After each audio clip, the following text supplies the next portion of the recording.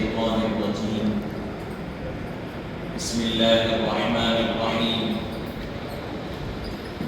وضو کے فرائض، وضو کا طریقہ، وضو کے بعد پڑھے جانے والی دعا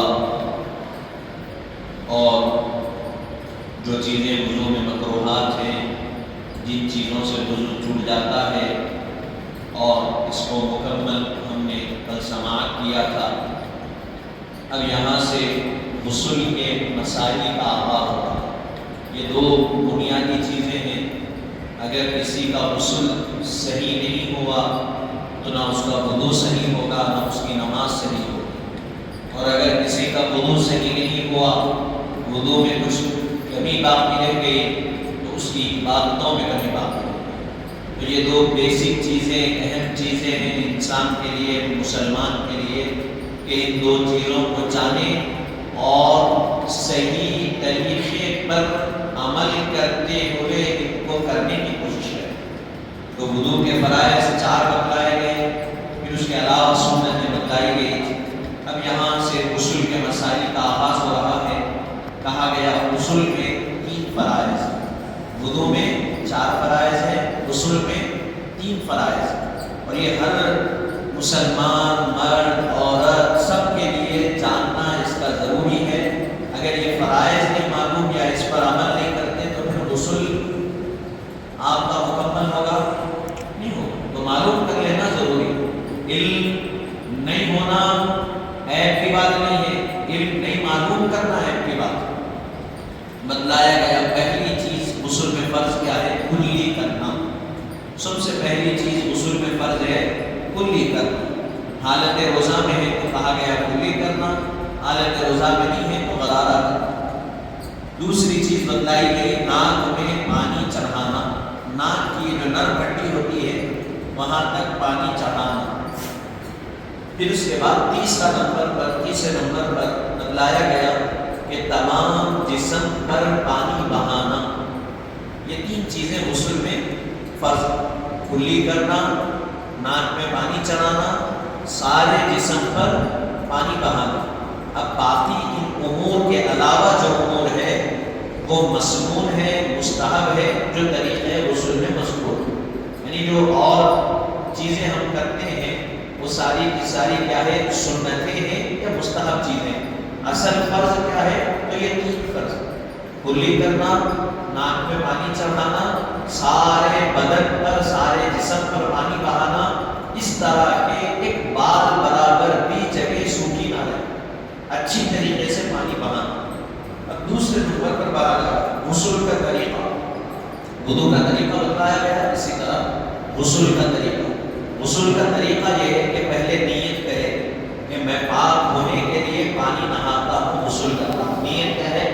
میں پاک ہونے کے لیے پانی نہاتا ہوں یا غسل کرتا ہوں۔ پھر بسم اللہ الرحمن الرحیم دل میں کہیں، ضرورت میں رہے کہ ہمام میں تو آواز سے کہنے سے کہ گمانی، دل میں بسم اللہ الرحمن الرحیم کہیں۔ دونوں ہاتھ پہنچوں تک 3 بار دھوئیں۔ سب سے پہلے کیا کرنا؟ دونوں ہاتھ کو کلائیوں تک 3 بار دھونا۔ پھر انسان کی صدر کا جو حصہ ہوتا ہے، مرد کے لیے ناک سے لے کے گھٹنے تک کا جو حصہ بتایا گیا گھٹنے تک، اور عورت کے لیے جسم پورا۔ کہا گیا جہاں کہیں جسم پر نجاست لگی ہو اس کو دھو لیں، صدر کے حصے کو دھوئیں، اور جہاں کہیں بھی نجاست ہے پہلے اس کو دھو لیں۔ پہلے ہاتھ دھوئیں گے، صدر کے حصے کو دھوئیں گے، پھر اس کے بعد اگر جسم پر کہیں بھی نجاست ہے تو اس کو دھو لیں گے۔ پھر پورا وضو کریں، جس طرح ہم وضو کرتے ہیں وضو کریں۔ پھر اس وضو میں اچھی طرح کلی کریں، ناک میں پانی چڑھائے، وضو کے بعد تمام جسم پر پانی بہائے۔ کیا کر لینا؟ پہلے بسم اللہ کہہ کر دونوں ہاتھ دھونا، نیت کرنا، بسم اللہ کہہ کر دونوں ہاتھ کلائیوں تک دھونا۔ اس کے بعد انسان کی صدر کا حصہ دھونا، جس پر اگر کہیں پر نجاست ہے تو اس کو دھو لینا۔ پھر اس کے بعد وضو کرنا۔ وضو میں بھی کلی اچھی طرح کرنا، ناک میں پانی چڑھانا، کیونکہ یہ فرائض غسل میں سے کر لیے۔ اس کے بعد تمام جسم پر پانی بہانا۔ اس طرح کے سر کے بالوں کو سر پر پانی ڈالیں. اس طرح کہ پہلے سر کے بالوں کو بھگا لیں. کہا پہلے سر سے پانی ڈالیں. غسل کا طریقہ کیا ہے؟ پہلے سر پہ سے پانی ڈالیں، پھر اس کے بعد سیدھے مونڈے پر سے پھر ایک بار پانی بہائے، پھر بائیں مونڈے پہ سے ایک بار. اسی طرح تمام جسم پر پہنچ جائے گا، پانی پہنچائے. اور جسم کو پانی ڈالیے، جسم کو اچھی طرح ہاتھ سے رگڑنا، جسم کو ہاتھ سے ملے. پھر اسی طرح سر اور مونڈوں پر بھی 2 دفعہ پانی بہائے. ایک دفعہ پانی بہایا سر پہ سے، سر کو اچھی طرح ملے، بالوں کو پانی بہائے، مونڈے پر سے سیدھے پھر بائیں جسم کو مل لی. پھر اس کے بعد پھر دوسری مرتبہ اسی طرح پانی بہانا، پھر اسی طرح اور 2 دفعہ، یعنی کل 3 دفعہ پورے جسم پر پانی بہانا، تاکہ 3 بار پانی تمام جسم پر پہنچ جائے، جو کہ مسنون ہے، سنت ہے. بس غسل ہو گیا. ایسا کر لیے تو کیا ہوگا؟ غسل ہو گیا. سر پہ سے پانی ڈالیں، سیدھے موڑے پہ سے ڈالیں، پھر بائیں موڑے پہ سے ڈالیں. ایک بار ڈالنے بعد پورے جسم کو اچھی طرح مل لیں. جو اعضاء میں پانی پہنچنا آسانی سے دشوار ہے، یہ درمیان کے اعضاء، بغل کے اندر ہے، اور جو اعضاء ہے، یہ انگلیاں ہیں، ان تمام کان ہیں، سب کو اچھی طرح مل کر کچا کر لینا، تر ہونا. پھر دوسری مرتبہ پھر کرنا، پھر تیسری مرتبہ. ایسا کرنے سے 3 مرتبہ غسل ہو. تب بھی اگر انگلی میں تنگ انگوٹی ہو تو اس کو حرکت دے کر پانی پہنچا. انگلی میں انگوٹی ہے، ٹائٹ ہے، تو اس کو ہلا کے پانی پہنچانے. انگوٹی پہلے سے دور ہے تو ضروری نہیں ہے، پانی خود پہنچ جاتا. اور داڑھی، مونچھ اور سر کے بالوں کے نیچے کی سطح تک دھونا. اگر بال گوندے ہوئے ہوں تو اس کو کھول کر تر کرنا اور جڑوں میں پانی پہنچانا ضروری ہے. مرد کا سر کے بال، داڑھی، مونچھ، ان تمام کی جڑوں تک اچھی طرح ملتے ہوئے پانی پہنچانا. البتہ عورت کو بالوں کے جوڑوں کا کھولنا ضروری نہیں. اگر عورت کے بال جو بنتے ہو اسی طرح ہے تو ان کے لیے آ گیا، ویسے بھی رکھ سکتے، ضروری نہیں. صرف بالوں کی جڑوں میں پانی پہنچا لینا عورت کے لیے کافی ہے، کیونکہ عورت کے بال بڑے ہوتے ہیں، مرد کے چھوٹے ہوتے ہیں. کہا گیا اگر کوئی بڑے بال رکھے تو اچھی طرح مرد بھی پانی پہنچائے. عورت کے لیے کہا گیا کھولے کے لیے، جوڑ بنے ہوئے ہیں بالوں کو تو بنے رہیں گے، لیکن صرف جڑ تک پانی پہنچا دینا عورت کے لیے کافی. تب بھی اگر کسی عضو پر پانی بہانا نقصان کرتا ہو یا زخم پر پٹی بندھی ہو تو اس کے کھولنے میں ضرر یا حرج ہو تو اس اعضاء یا پٹی پر مسا کریں. مثال کے طور پہ ہاتھ، کچھ نقصان ہو گیا، ہڈی ٹوٹ گئی، پٹی بنی گئی، بھگا نہیں سکتے، یا پھر زخم ہو گیا، کٹ گیا، جل گیا، پٹی بنی ہوئی ہے، غسل لینا. غسل کی حاجت جس کو آ جاتی ویسی نہیں پھر سکتا. اس کو پہلے سب سے پہلے کہا گیا حاجت غسل ہے تو سب سے پہلے غسل ہے.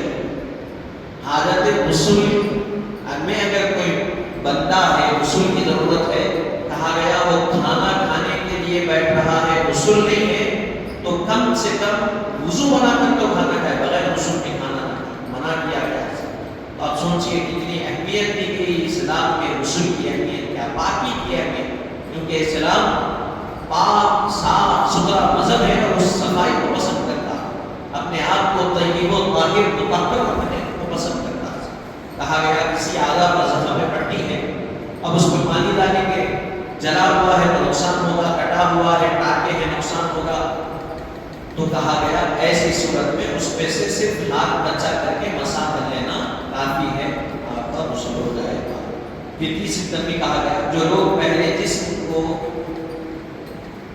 دھو ڈالیں اور مل کر غسل ختم ہونے کے قریب وضو کرتے ہیں اور اس کے بعد عربی عبادت جس کو غسل کی نیت کرتے ہیں پڑھتے ہیں، یا پانی پر دم کر کے سر یعنی اوپر مونڈوں پر 3 لوٹے پانی ڈالتے ہیں اور سمجھتے ہیں کہ بغیر اس خاص صورت کے غسل نہیں اترتا، یہاں تک کہ کسی عورت وغیرہ کو بھی وہ عربی عبادت غسل کی نیت یاد نہ ہو تو دوسرا شخص دوسرے شخص سے پانی پر دم کرا کے اس پانی کو حسب صراحت بلا استعمال کیا جاتا ہے، حسب صراحت بالا استعمال کیا جاتا ہے، یہ فضول ہے، بے اصل بات ہے، کیونکہ اس کا غسل تو جسم کے تر ہوتے ہی ہو چکا۔ غسل میں اصل چیز فرض کاموں کا پورا کرنا ہے، یعنی کلی کرنا، ناک میں پانی چڑھانا اور تمام جسم پر پانی بہانا۔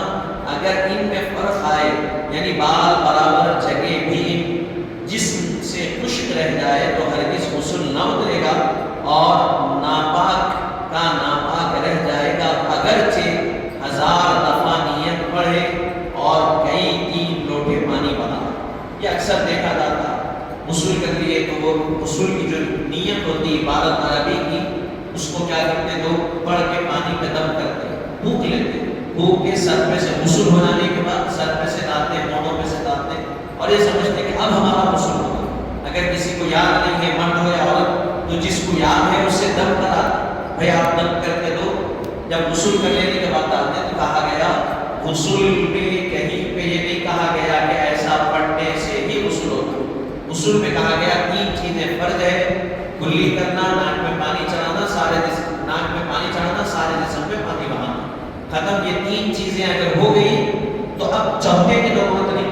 یہ جو نیت پڑھ کے عربی عبادت کی پانی پہ دم کر کے بہایا جا رہا ہے، یہ سب بے اصل ہے، فضول ہے، اس کا کوئی دین سے، اسلام سے تعلق نہیں ہے، ایسا کرنے سے کچھ ہونے والا نہیں ہے۔ اگر جسم کے پورے بدن میں سے جسم کا ایک بال بھی سوکھا رہ گیا، آپ نیت پڑھ کے ایک دفعہ نہیں، 1000 دفعہ بھی لوٹوں پہ پھونک کر پانی بہائیں گے، لیکن آپ کے غسل کے فرائض میں ایک بال باقی رہ گیا، سوکھا رہ گیا، تو آپ کا غسل نہیں ہوگا۔ اور آپ غسل کر لینے کے بعد کتنا ہی نیت پڑھ کے دم کر کے پانی بہائیں گے، آپ کا غسل ہوگا تو وہ 3 فرائض کی ادائیگی سے ہوگا، نہ کہ کوئی دم کے پانی کو جسم پہ بہانے سے ہونے والا۔ یہ سب بے اثر چیزیں ہیں، اس کا کوئی تعلق نہیں ہے۔ کہ تیسری چیز بتلائی گئی جماع، غسل کا فرض ہونا، جماع، احتلام، حیض، نفاس سے غسل فرض ہوتا ہے، یعنی ان صورتوں میں غسل کرنا فرض ہے۔ اگر بغیر جماع یا احتلام کے جاگتے میں بھی انسان کا خاص مادہ اپنی جگہ سے شہوت کو دیکھ کر باہر نکلے تو غسل کرنا فرض ہے۔ اسی طرح اگر کوئی مرد یا عورت سوتے یا اٹھنے کے بعد اپنے جسم یا کپڑے پر تری پائے اور اس کو یقین ہو کہ یہ مادہ خاص ہے، خواہ احتلام ہو یا نہ ہو، یا اس کے ہونے کا یقین ہو کہ نہ ہو، یہ مزی ہے، یا احتلام بھی اور احتلام بھی یاد ہو، یا منی یا مزی ہونے میں شک ہو لیکن احتلام یاد ہو، تو ان تینوں صورتوں میں غسل کرنا فرض ہے۔ غسل کا فرض ہوتا ہے جماع کرنے سے یا احتلام ہونے سے، یا عورت کے لیے حیض اور نفاس سے، ان چیزوں میں غسل فرض ہوتا ہے۔ اب کہا گیا اگر جماع اور احتلام جاگتے میں بھی، اس کے علاوہ بھی، اگر جماع اور احتلام کے علاوہ بھی جاگتے میں اگر شہوت کی وجہ سے انسان کا مادہ خاص نکل جاتا ہے تو اس پر بھی غسل کرنا فرض ہے۔ اسی طرح اگر کوئی مرد یا عورت سوتے یا اٹھتے، جاگتے میں یا بیداری میں، سوتے ہوئے اگر ان کو یاد نہیں ہے اور ان کو نہ یاد ہے، ان کو یاد ہو یا نہ ہو، یقین ہو کہ یہ مزی ہے یا پھر منی ہے، جو بھی ہو، اگر احتلام بھی یاد نہیں ہے یا پھر احتلام یاد ہے لیکن یہ نہیں معلوم کہ نکلنے والا مادہ منی کا ہے یا مزی کا ہے، لیکن کہا گیا احتلام ہوا یہ یاد ہے، تو کہا اس پر غسل کرنا فرض۔ یا جاگتے سوتے ہوئے حالت میں ہوا تری پائے، کچا پن پائے، معلوم نہیں کہ کیا نکلا نیند کی حالت میں، تو کہا اس پر بھی غسل کرنا فرض ہے۔ ان صورتوں میں غسل کرنا فرض ہے۔ نمبر 4 اور آخری چیز بتلائی جا رہی ہے، جب کہ مرد یا عورت کو غسل کی حاجت ہو تو غسل کرنے تک ان امور کی ممانعت ہے۔ جس مرد اور عورت کو غسل کی حاجت حاجت ہے، غسل کی ضرورت ہے، وہ جب تک غسل نہیں کریں گے ان کاموں کو نہیں کر سکتے۔ ان امور سے ان کو منع کیا گیا۔ کیا کیا گیا؟ نماز پڑھنا، سجدہ کرنا، قرآن شریف کا چھونا یا اس کا بقصد تلاوت پڑھنا۔ وضو میں کیا کہا گیا تھا؟ وضو نہیں ہے تو آپ قرآن پڑھ سکتے، لیکن غسل نہیں ہے تو کہا گیا چھو بھی نہیں سکتے، پڑھ بھی نہیں سکتے، تلاوت کی غرض سے نہیں پڑھ سکتے۔ مسجد میں داخل ہونا، غسل کی ضرورت ہے، مسجد میں داخل ہونے اس سے بھی منع کیا گیا۔ تب بھی حیض و نفاس کی حالت میں عورت کو روزے رکھنا، نیز حیض و نفاس کی حالت میں جماع کرنا، یہ سب حرام ہے۔ عورت جب اس کے مخصوص ایام چلتے ہیں مہینے کے یا پھر بچہ پیدا ہونے کے بعد جو ایام آتے ہیں اس کے روزے اس کے لیے منع ہے، اس کے روزوں کی اس کو رکھنے کی اجازت نہیں ہے۔ اللہ نے اس کو معاف کیے ہیں، اور ایسی وقت اور ایسے حالت میں مرد کا عورت کے قریب جانا اور جسمانی تعلق پیدا کرنا حرام ہے، اس سے اسلام روکا۔ تو یہ چند چیزیں ہیں جن سے غسل فرض ہوتا ہے، یہ غسل کا طریقہ۔ آپ اور ہم غور و فکر کر لیں کہ ہم جو طریقے پہ کرتے ہوئے آئے کیا یہی طریقے پر ہے؟ تو ٹھیک ہے، نہیں تو پھر ہم کو آپ کو ہماری اصلاح کی ضرورت ہے کہ ہم اپنی اصلاح کر لیں کہ غسل اس طرح ہوتا ہے اور ان چیزوں سے غسل فرض ہوتا ہے، اور غسل فرض ہو جانے کے بعد یہ چیزوں سے ہم کو منع کیا گیا۔